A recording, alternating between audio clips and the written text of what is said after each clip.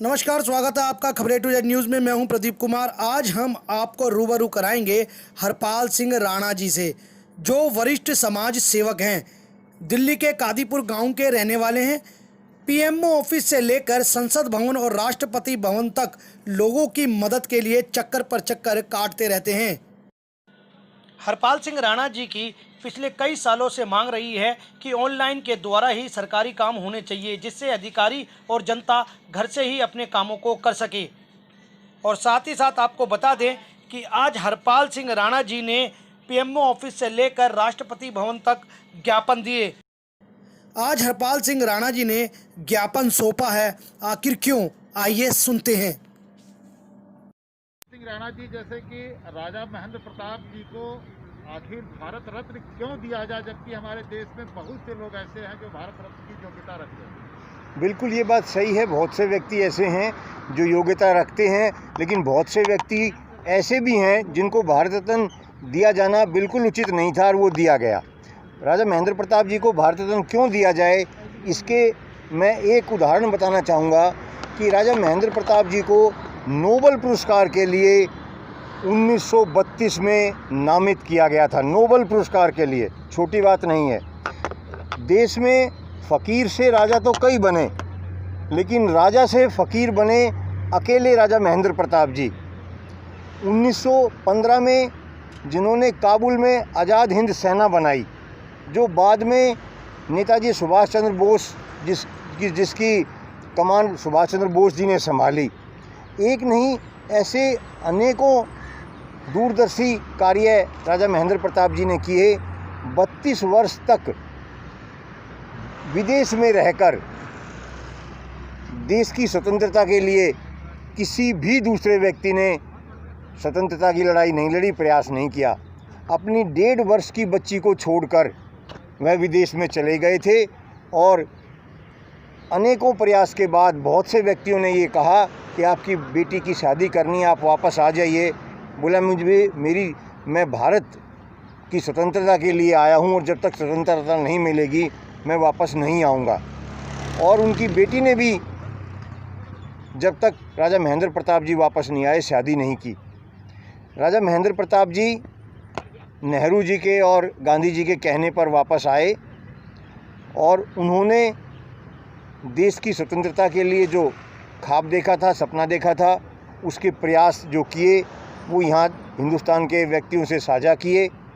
और उसके बाद बहुत से स्वतंत्रता सेनानियों, क्रांतिकारियों के बलिदान के बाद देश आज़ाद हुआ।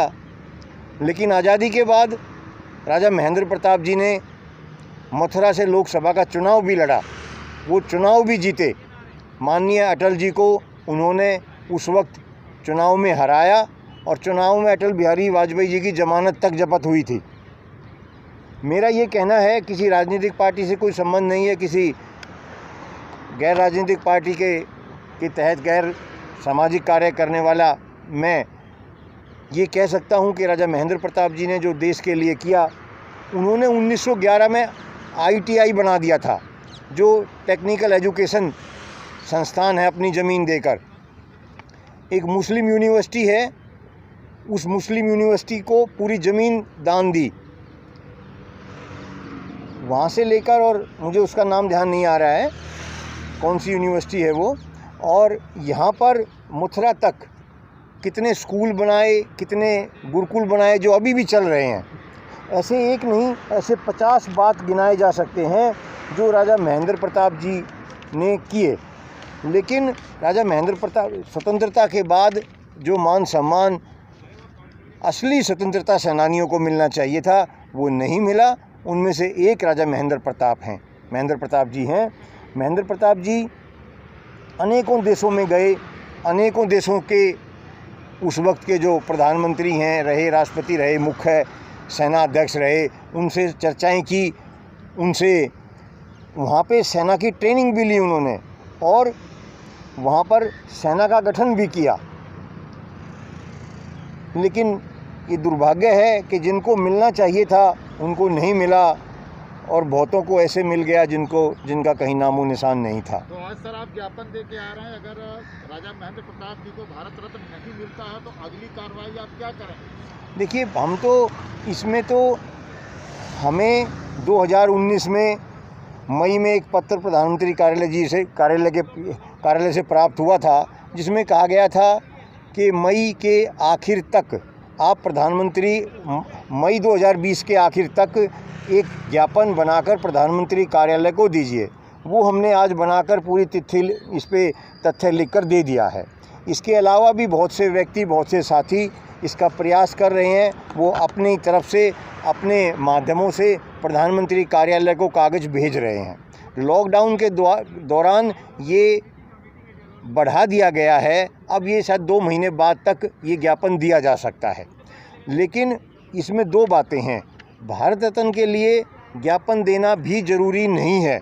जो भारत में और पुरस्कार दिए जाते हैं उनमें जैसे ज्ञापन देना ज़रूरी है, भारत रत्न में ज्ञापन देना भी ज़रूरी नहीं है। लेकिन कई वर्ष के प्रयास के बाद ये प्रधानमंत्री कार्यालय ने खुद लिख के दिया मुझे मई 2019 में कि मई 2020 से पहले आप ये ज्ञापन दीजिए, इस पर विचार किया जाएगा। तो वो हमने आज दिया है। बहुत से व्यक्ति साथी और भी दे रहे हैं। हम तो निवेदन ही कर सकते हैं, आग्रह ही कर सकते हैं सरकार से कि वो सरकार इस पर संज्ञान ले और जिनको भारत रत्न देने की आवश्यकता है, राजा महेंद्र प्रताप जी के अलावा भी बहुत से व्यक्ति हैं, उन पर भी विचार किया जाए। सिंह राणा जी, जैसा कि आज आप संसद भवन पे खड़ा हैं, कहीं ज्ञापन दे के आ रहे हैं, व्यवस्था परिवर्तन की बात बार बार आपके दिल में आती है और आपकी कई आवाज़ें व्यवस्था परिवर्तन को लेकर रही है। भारतीय संसद के सामने खड़ा हो गया, भारतीय संसद से क्या चाहते हैं, कैसा व्यवस्था परिवर्तन? देखिए, आज बहुत अति आवश्यकता है व्यवस्था परिवर्तन की। इसका उदाहरण अभी का मैं बता सकता हूँ। मैं अभी प्रधानमंत्री कार्यालय में एक पत्र देने के लिए गया था। वो पत्र देने के लिए कोरोना के कारण से मुझे बाहर गेट पे रोक दिया गया और जो व्यक्ति अंदर पत्र लेके गया उसमें 15 पत्र थे, वो 4 पत्र वापस लेके आया, 11 पत्र उन्होंने कहीं गुम कर दिया। मैंने उसको कहा मेरे 15 पत्र थे, उनकी रिसीविंग चाहिए। तो उन्होंने कहा कि यही पत्र लेके गया था मैं। तो मैंने उस अधिकारी को बुलाया जो वहाँ पे मौजूद था, जिसको मैंने पत्र दिए थे। उसने कहा कि अलग 2 बंडल थे, उनमें ये पत्र थे और ये अलग अलग लेके आने चाहिए थे। उनको मैंने समझाया था पूरी बात, लेकिन जिम्मेदारी जवाबदेही की तो बात है ही नहीं। यहाँ पे जो प्रशिक्षण होना चाहिए अधिकारियों का जो नियुक्त है वो भी नहीं है। 45 मिनट से ज़्यादा, शायद 50 मिनट तक मैं वहाँ खड़ा रहा, वो पत्र मेरे मिले ही नहीं। वो जानबूझ के गुम किए गए, लकोए गए, या वो वास्तव में कहीं मिस हो गए, गुम हो गए अंदर। 50 मिनट तक खड़े होने के बाद मुझे वो पत्र नहीं मिले। उसके बाद मैंने महामहिम राष्ट्रपति जी को जो पत्र रिसीविंग कराया था, वो पत्र देकर कहा कि मुझे इसी पत्र पर एक और रिसीविंग ला दो जिसकी आज आवश्यकता है। तो जब मुझे दूसरा पत्र मैंने दिया तो उस पत्र पर वो रिसीविंग लेके आए। ये उदाहरण है कि ये पत्र महामहिम राष्ट्रपति जी के नाम का है। इस पे प्रधानमंत्री जी की रिसीविंग भी है और राष्ट्रपति की भी है। मेरे 11 पत्र गुम कर दिए। अब ये व्यवस्था परिवर्तन की आवश्यकता है। अगर आप दूसरे देश की बात करें, मैंने दूसरे देशों में देखा है, आप ये पत्र जाके एक मशीन पे रखिए, 1 सेकंड में ये स्कैन हो जाता है और इस पे मोहर लग जाती है, आप वापस ले जाइए। ना लाइन में लगने की झंझट, ना आपको 50 मिनट लगाने की झंझट, और ना ही पत्र गुम होंगे आपके। मैं ये बहुत पहले से मांग कर रहा हूँ। ऐसी अनेकों मांग हैं, जिसमें एक मांग है कि अधिकारियों को घर से कार्य करने का एक कानून बनाया जाए। भारत सरकार में और राज्य सरकारों में सभी प्रकार के आवेदन ऑनलाइन लेने की व्यवस्था की जाए। कोई भी अगर आदमी को पत्र भेजना है, शिकायत भेजनी है, ऑनलाइन भेजा जाए। आज भी ऑनलाइन जा रहा है, लेकिन उसकी मान्यता नहीं है, उसकी कोई रिसीविंग नहीं दी जाती, उस पर कोई कार्रवाई नहीं की जाती। दूसरा, जितने प्रकार के भी शुल्क लिए जाते हैं, जैसे कोई चालान का शुल्क है या पुलिस के द्वारा 10 प्रकार के शुल्क लिए जाते हैं, प्रमाण पत्र बनाने का शुल्क है और दूसरे जो शुल्क हैं वो सभी ऑनलाइन लेने चाहिए। पिछले 8-9 वर्षों से मैं दिल्ली पुलिस में ये प्रयास कर रहा था कि जो भी दिल्ली पुलिस का प्रमाण पत्र बनाए जाते हैं, एनओसी दी जाती हैं, ऐसे 10-15 प्रकार की हैं, वो सभी ऑनलाइन होना चाहिए। दिल्ली पुलिस ने कहा कि हमने ऑनलाइन कर दिया है, लेकिन आपको शुल्क कार्यालय में जमा कराना पड़ेगा। ये बात 2016 की 17 की हैं। फिर मैंने कहा भाई कार्यालय में तो आना ही पड़ेगा, शुल्क ऑनलाइन क्यों नहीं हो सकता। फिर उन्होंने 2018 में जवाब दिया कि शुल्क भी ऑनलाइन हो गया है, आप आइए मशीन में दे दीजिए, मशीन में जमा करा दीजिए। तो फिर भी कार्यालय में आना पड़ा, मगर आना तो अब भी पड़ा।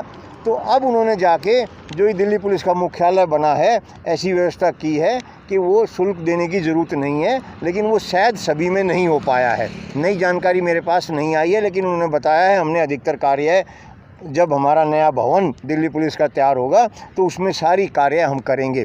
अभी नई जानकारी नहीं आ पाई है कोरोना के कारण से, इसकी जानकारी मांगी जाएगी। इसके अलावा अगर हम न्यायालय की बात करें, न्यायालय में एक माननीय न्यायाधीश अगर एक दिन अपना न्यायालय में नहीं बैठता है तो 40 से 50 मुकदमे होते हैं। उनमें एक मुकदमे में 1 से लेकर 5 व्यक्तियों तक मुकदमे में आते हैं, मुकदमे में जिनका मुकदमा होता है। तो अगर हम बात करें 50 से 100 व्यक्ति भी एक न्यायालय में आते हैं और माननीय न्यायाधीश नहीं बैठता है तो उन व्यक्तियों को वापस जाना पड़ता है। मैं ये मांग कर रहा हूँ कि उन व्यक्तियों को फ़ोन के माध्यम से, SMS के माध्यम से सूचना दी जाए कि आज माननीय न्यायाधीश महोदय नहीं बैठेंगे, आज आप ना आइए। ऐसे 20 से अधिक विषय हैं जो ऑनलाइन के माध्यम से, जो प्रमाण पत्रों के माध्यम से कैश जमा ना कराकर ऑनलाइन जमा कराकर हम इस व्यवस्था परिवर्तन में भागीदारी बन सकते हैं। और कोरोना के कारण से घर से निकलने की ज़रूरत भी नहीं पड़ेगी। हमारा समय भी बचेगा, हमारा श्रम भी बचेगा, हमारा पैसा भी बचेगा, पॉल्यूशन भी नहीं होगा, धुआं भी नहीं होगा और बहुत से उससे बचा जा सकता है। इस संबंध